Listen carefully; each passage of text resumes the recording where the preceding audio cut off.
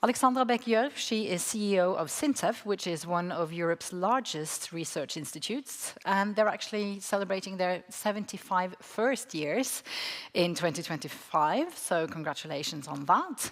And Alexandra Gjørv herself, she is a lawyer by profession, but she has a long career within the industry, including renewable energy and low-carbon solutions. She's definitely an advocate for solutions that, the solutions that SINTEF develop under the vision Technology for a Better Society. Now, let's hear what she has to say at the end of a long day. Give it up for Alexandra Bech Gjørv.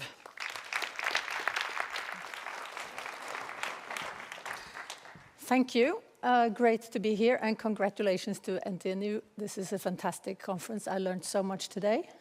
In the interest of full disclosure, I should also say that I chair the board of Statkraft, Norway's and Europe's largest producer of renewable energy. So everything I say hopefully will be in line with what Torjus was just saying. SINTEF is a contract research, applied research institute working across basically all industries in Norway, but we're the third largest institute in the entire European programs. Our vision, we're an independent foundation. Technology for a better society is what we try to work on, and that's really what this conference is also about. I could speak for 24 hours on the topic, and I'm not sure I'm going to be able to summarize the whole conference.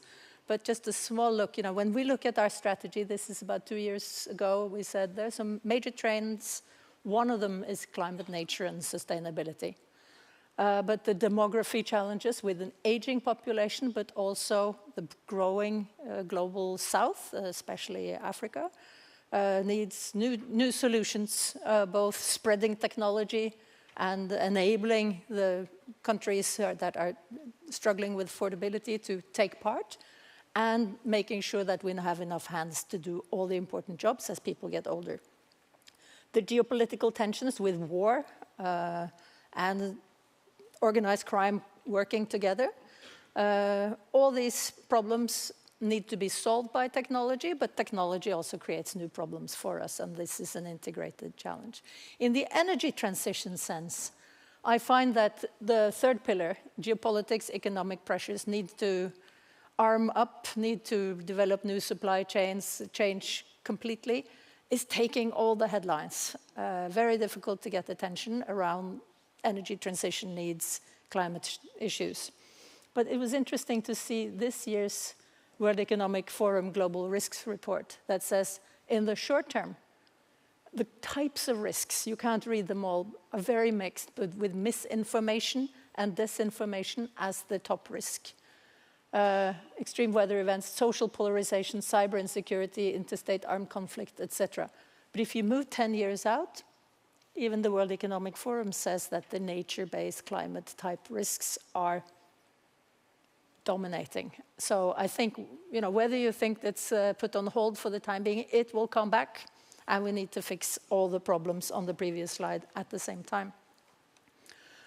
I have borrowed a slide from Statkraft, saying, what will happen without research and technology? I think the rollout, or with increased research and technology, but even on its own, solar and wind are the cheapest sources of power by far.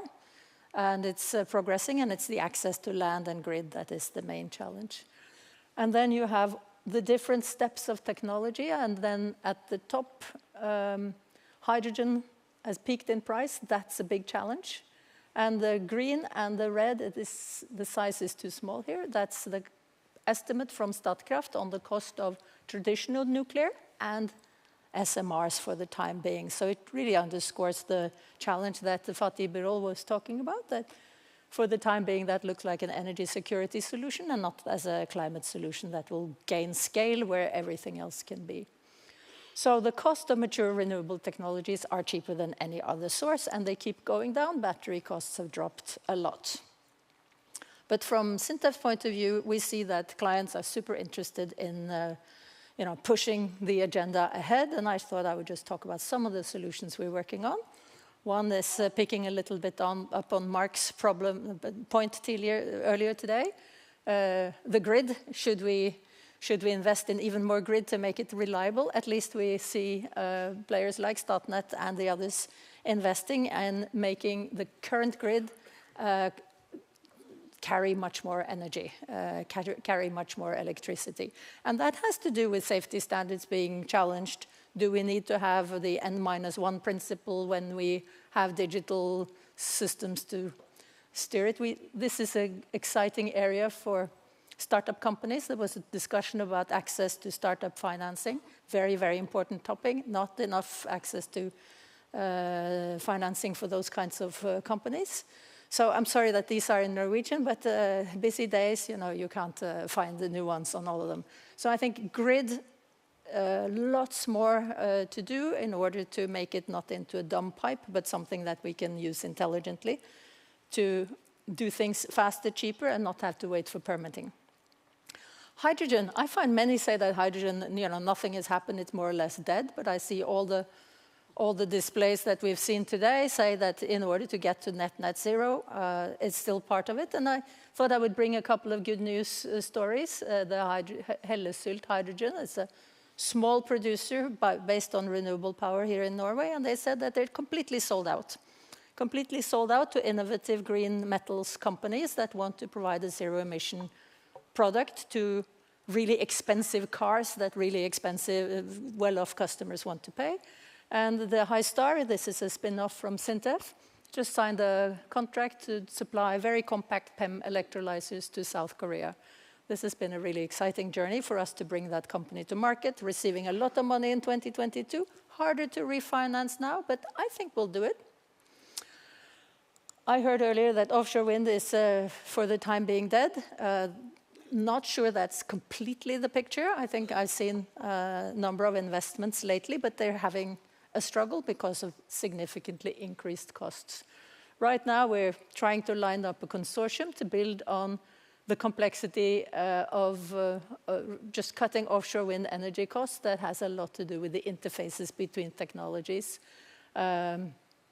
Also, the social technical avoidance. So, I think Hege Skryseth is absolutely right that the costs significantly need to come down, but at least seen from SINTEF's perspective, the industry is still working hard at it. And I think looking at all the balance assessments I've seen recently, offshore wind is probably part of the solution and a big part of the solution for, at least in Europe.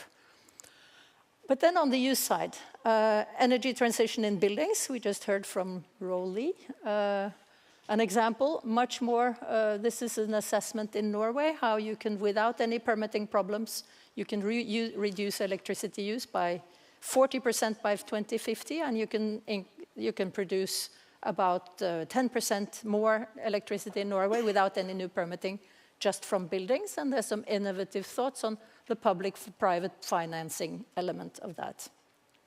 Shipping, been working for years with several big consortia on how can we make maritime smarter. Lots of technology development examples, several industrial innovations now on water. Just a new consortium, Martrans, 65 companies wanting to go in and go to zero-emission shipping. Recently, 2 weeks ago, the Norwegian cruise liner Hurtigruten launched the Hurtigruten with sails, including solar energy, but even more important, air bubbles to reduce the energy consumption. They just demonstrated it in our ocean basin with an augmented reality topside. It was quite cool. And then a week after, their competitor, Havila, said, yes, we will also do energy reductions, but we will base it on LNG with CCS. So there's a technology race, very much driven by regulation. You can't enter the fjords. We need a zero-emission solution for the tourists to come to Norway. I think it's a strong technology driver. Carbon capture and storage advances. Martin talked about the Klemetsrud site. The site here, these are the Norwegian examples, but Equinor just made the investment, as Hege said. And now everybody's open to, wow, carbon is being captured, and there's so much CO2 emissions. Can we use it for anything useful? And we see that the industrial parks around, at least in Norway, are looking at, we all need to capture our carbon. And then the biotechnology team several projects looking at how can we use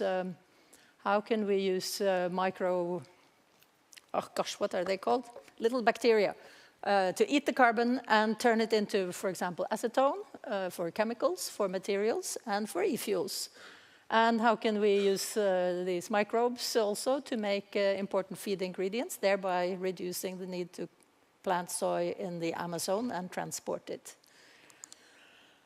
Terrible picture, but it's actually molten metal. Zero emission metal production, a big kickoff. All the materials companies are looking at not just reducing their energy consumption, but fundamentally new processes to avoid emissions.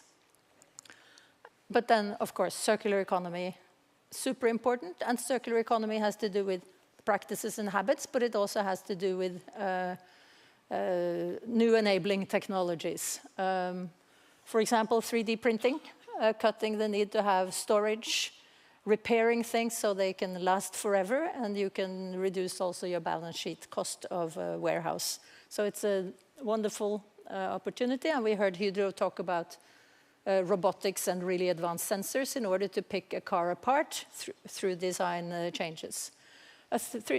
One of the bridges we looked at, 30 years life extension, they wanted to build a new bridge. You looked, well, you can actually repair it, you can fix it, you can monitor it with advanced sensors, and you reduce the economic problem and the climate problem by 95%, and I think that's going a long way. This was just a very quick overview. Our vision is technology for a better society. Thank you.